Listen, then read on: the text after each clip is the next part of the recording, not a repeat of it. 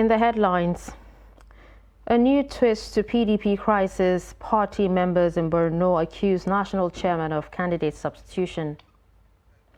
10-year-old boy drowns in Jigawa Pond as NSCDC recovers corpse of abandoned baby.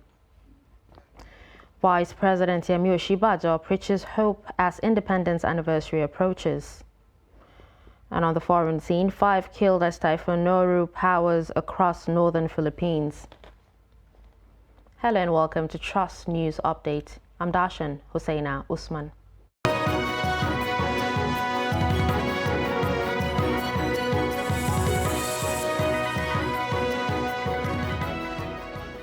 And now the news in detail. People's Democratic Party Borno North Central stakeholders are accusing PDP national executives of anti-party activities by substituting the state senatorial candidate ahead of the 2023 elections. The aggrieved party members at a press briefing lamented that the released 2023 INEC election candidate list bears the name of an aspirant who did not participate in its party primary elections. The spokesman of Borno North Central, Sheikh Umar, said it is dissatisfied with the PDP national leadership for supporting the substitution of Jibril Mustafa with Bukar Kachala. He further called on INEC to restore their elected senatorial candidate Jibril Mustafa.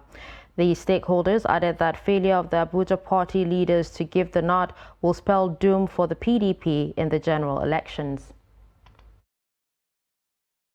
Those candidates are backed by the so-called Abuja politician, and on most occasions, these candidates, these Abuja-based leaders are viewed by virtually every party member as well as people of the state that they are working for the APC. Although we understand that Honorable Jibril Mustafa Tatabe has already gone to court to reclaim his mandate. It is worthy to note that people of the Borno Central Senatorial District and the state are watching the event within the nick of interest or as it's unfolding, but we as a party need to be very careful because it may likely affect the interest of the party negatively and eventually lose the support, base and sympathy of the teeming populace.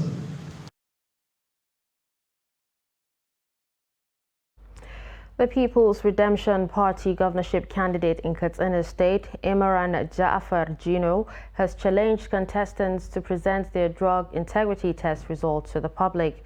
Ja'far Jino, who gave the challenge while displaying his certificate before newsmen on Saturday in Katsina, said it is important for all candidates to subject themselves to the test. He said that he was tested and declared drug-free by the National Drug Law Enforcement Agency. He pointed out that after the NDLEA test, he also tested free at the General Hospital, Katsina. He called on all the other candidates to do likewise to ensure that drug addicts are not elected. Election Petition Tribunal for the July 16 governorship election in Osun State will hold its inaugural sitting in Osogbo, the state capital, on Monday. The Independent National Electoral Commission declared the candidate of the People's Democratic Party, Ademola Adeleke, as the winner of the election. The candidate of the All Progressives Congress in the last governorship election in Osun State, Adeboyega Oyetola, is challenging the result at the tribunal. Trust TV's Hamido Igbade reports that both Oyetola and Adeleke expressed confidence in the ability of the tribunal to do justice in the matter. Oyetola Chief Press Secretary Ismail Omikbidan said exploring the legal option would further deepen democratic values.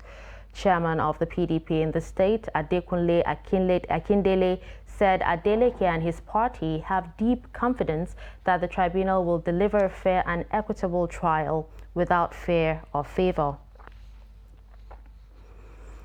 Ahead of the 2023 general elections, ex-President Goodluck Jonathan has charged Nigerians not to make the mistake of voting those he described as killers into elective positions. He gave the charge on Sunday in Uyo during a special interdenominational service to celebrate the 35th anniversary of the creation of Akwa Ibom State. He urged Nigerians not to make the mistake of voting for those who will carry knives, guns, and all kinds of gadgets to kill people because of politics, adding that such people are the enemies of society.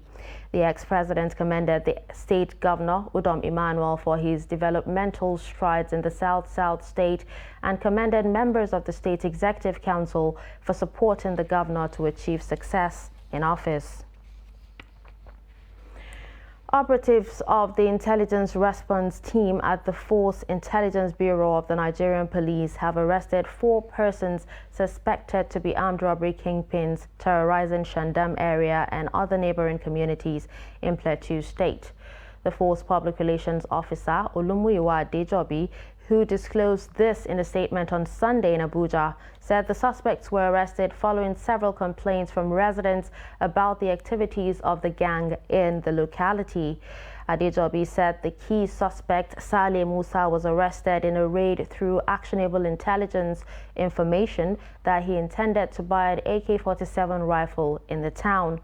Reports say the gang allegedly robbed many people in pharmacy outlets in the town, during which a pharmacist identified as Ibrahim Babawuro in Shandam community sustained gunshot wounds. Among the items recovered from the crime scene include 1 AK-47 assault rifle and some assorted ammunition. On a sad note, a 10-year-old boy drowned in Buji local government area of Jigawa State on Saturday. This was confirmed on Sunday in Dutse by the spokesman of the Nigerian Security and Civil Defense Corps in Jigawa State, CSC Adamu Shehu. CSC Shehu told newsmen that the boy went swimming in a pond in Lelenkudu village alongside his friends when he drowned. His body was found 2 hours after he drowned and was pronounced dead by a doctor. The NSCDC also recovered the body of an abandoned baby girl at a roadside in the Hadeja local government area of the state. He said residents discovered the body on Sunday at the Kandara quarters. Shehu said the NSCDC would investigate the incident further. Massive flooding on Sunday overran Ajaokuta Ganaja Lokoja Road in Lokoja, the state capital of Kogi State. The road links the metropolis of the capital city to the eastern part of the state. Reports say that the flooding covered the portion of the road at Ganaja village, such that only canoes are used for transport. Residents note that the road is strategic to socio-economic activities linking Kogi to the eastern part of the country, which has been made inaccessible now to motorists and commuters by flooding. According to them, canoe operators have cashed in on the development, charging passengers between 50 to 100 naira to ferry them across the flooded road. The Nigeria Meteorological Agency had last week issued a warning of a massive surge of flooding in the country, particularly in 13 states, including Kogi. The agency predicted that this would happen within the remaining days in September, following the expected heavy rainfall within the period.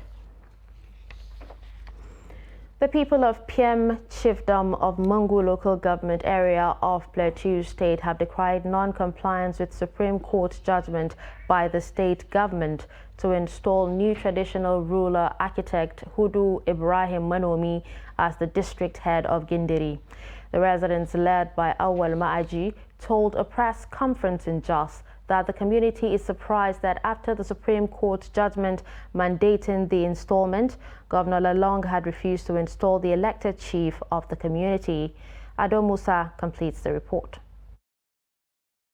According to the resident of the community, the Plateau State government had on May 17, 2004 constituted a selection committee presided over by late Nde Gofwen, which produced architect Hudu Ibrahim Manomi as a new Sumpiam of Piem Chiefdom.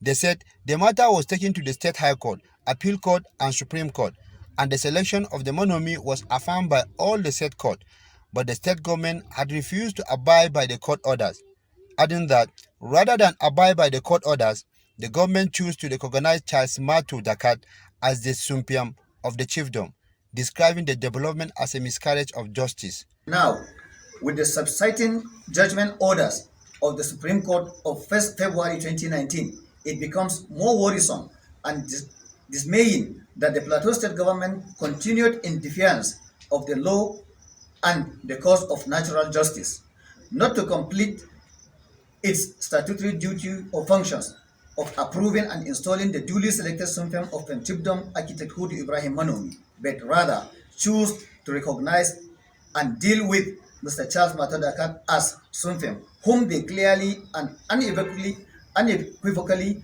proceeded to purportedly produce blazingly in an act of abuse of office. I will also recall that the Supreme Court had on June 3rd this year asked the State High Court to restore and implement its judgment. Supreme Court on the 3rd of June 2022 referred that Plateau State Trial Court, the High Court, should be approached to effect and implement its restored judgment via an executory order of enforcement. The people of the community, however, call on the Plateau State government to follow the path of honor and ensure justice to the community. All attempts to reach Silvanus Tafgun, Commissioner for Local Government and Chieftaincy Affairs, on the development were not successful. There has been disagreement between the residents of the community and the state government since 2004 on the chieftaincy title in the area, with the aggrieved people saying they still remain obedient, calling on the state government to implement the verdict of the Supreme Court of February. Ado Musa, Trust TV News, Jos. President Muhammadu Buhari is back in Abuja after participating in the 77th session of the United Nations General Assembly in New York, the United States. The presidential jet 001 conveying the president and other members of the entourage landed at the presidential wing of the Nnamdi Azikiwe International Airport, Abuja. During his sojourn in New York, President Buhari participated in no fewer than 12 high-level events, including bilateral meetings. The 77th session of the high-level meeting of the General Assembly, the Nigerian president will attend before his exit from government in May next year. You're watching Trust News Update. Coming up after the break. Life inside Sambisa. Do stay with us.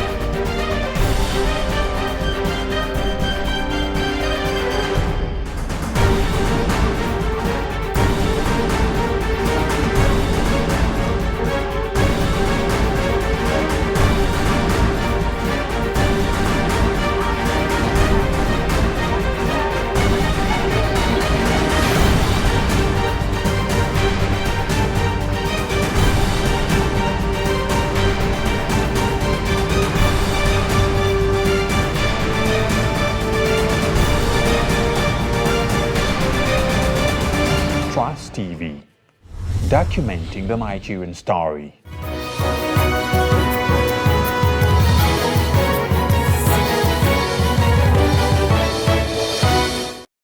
Welcome back and thanks for staying with us. Let's take a look at some of our top stories.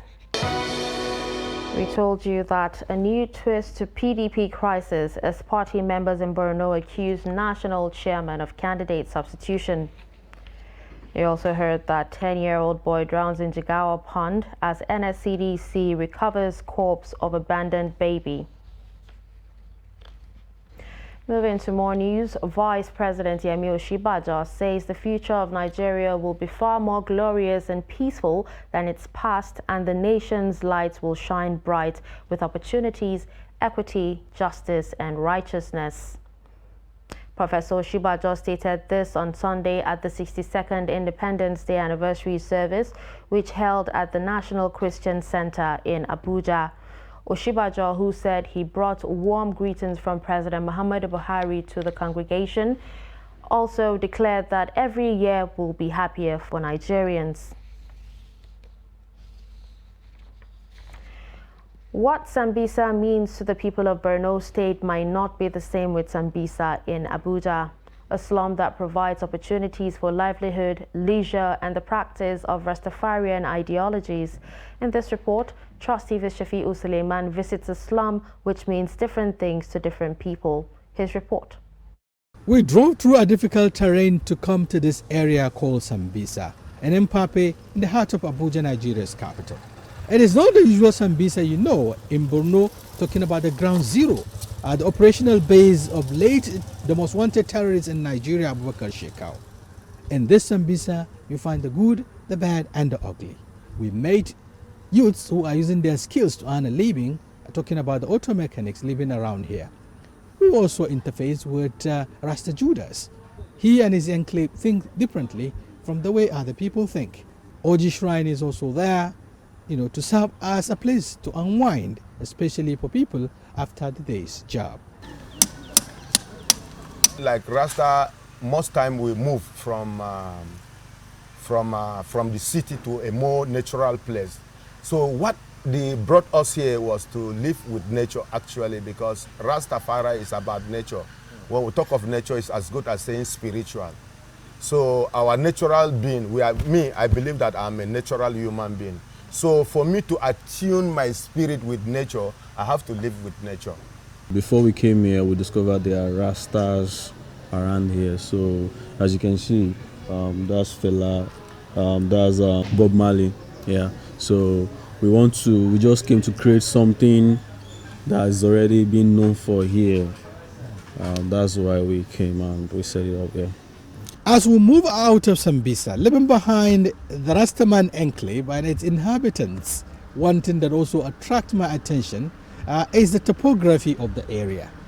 Of course, and the serenity, which is enough, to draw the attention of the city dwellers to move here for fresh air. From Sambisa, here in Mpape, Nigeria's capital Abuja, Shafi'u Suleiman, Trust TV News. Busy spots in the Federal Capital Territory are regaining momentum after the COVID-19 pandemic that almost crippled their operations. In this report, Trust TV's Kabir Lawal examines the effectiveness of these ports and how residents of the Federal Capital Territory patronize them, especially at weekends. The report. Busy spots in the Federal Capital Territory include Millennium Park, Jabi Lake Park, Central Park, and others. These are places where people relax with friends and family to unwind time and cool off after a busy working week. A cross-section of people who spoke to Trust Television explained that relaxation is of paramount importance to the overall well-being and optimum performance of the body. Some has their services are okay, the prices is affordable, they are okay. I like the way they park. Of course, we are in Abuja then, so you expect things to be high. So averagely, compared to, of course, I'm from, I was based in Plateau State just before I came to Abuja, and of course you can't compare the prices of, the same items there and here. Yeah, so relatively, well, it's fair enough. While some are glad that busy spots are not just a place to relax, but also a place to meet new friends. Social gathering is the other school that we are not talking about. So we go to school, we spend time in school, we don't even make friends. So where did you make the real friends? It's on the social gathering. So if you don't go out, you don't meet people of same interest. So it is good to go out. What keeps me going in social gathering is I meet new friends.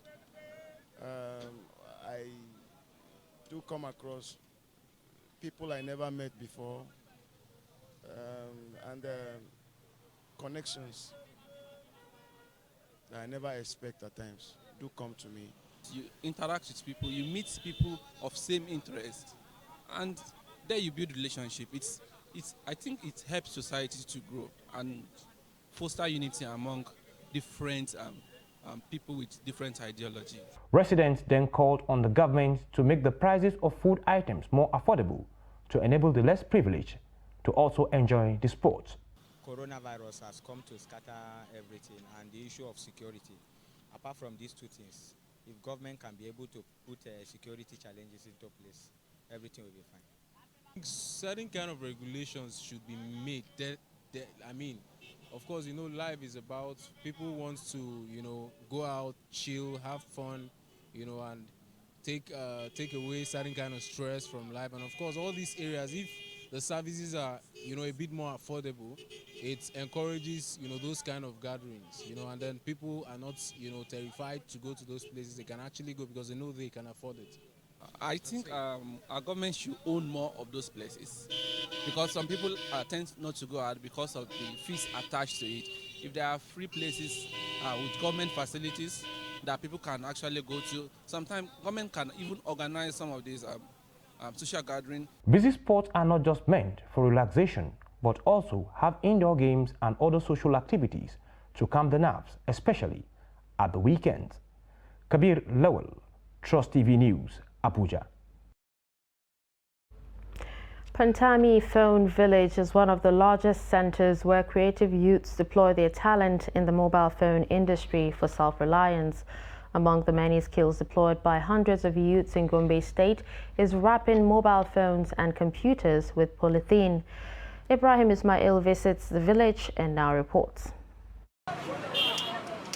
This is Muhammadu Kabiru, an entrepreneur who specializes in covering mobile phones, computers and other accessories with polythene. On average, he makes 1,000 naira profit on a daily basis. Kabiru is proud of his craft and how far it is helping him.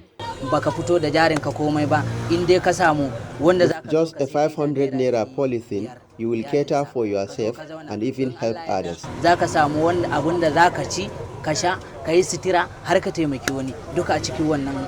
I achieved a lot. I built a house and established this shop from the proceeds. The young entrepreneur who called on the government to support the mobile repair industry urged Nigerian youth to be productive for self-reliance. I am calling on the youth to join the phone wrapping craft. One can learn the craft in a day. I trained 6 boys who are now making fortunes. Other entrepreneurs who make ends meet from the phone wrapping work highlight their milestones. The most interesting fact is that you can't miss a day without getting some money. According to the National Bureau of Statistics (NBS), the information and communications sector of the Nigerian economy contributed over 17 trillion naira to the nominal gross domestic product (GDP) in 2021, and phone wrapping is just one of the many areas in the sector. From Gombe, Ibrahim Ismail reporting for Trust TV. And finally, away from Nigeria, the Philippines has begun cleaning up after Typhoon Noru swept across the northern part of the country, leaving 5 rescuers dead, floods and power cuts, but leaving the capital relatively unscathed. Noru, with sustained winds of 185 kilometers per hour, was the most powerful typhoon to hit the Southeast Asian nation this year. The storm hit the coast before nightfall on Sunday at Bordeaux town in Quezon province and weakened as it crossed into the main Luzon region overnight, prompting authorities to shut schools, government offices and the stock market. Authorities say thousands of people were moved to emergency shelters. Governor Daniel Fernando of Bulacan province, north of Manila, said 5 rescuers who were using a boat to help residents trapped in flood waters were hit by a collapsed wall when apparently drowned in the rampaging waters. And with this, we've come to the end of Trust News Update. Don't forget to follow us across all our social media platforms. I'm Dashan Husseina Usman. Thanks for watching.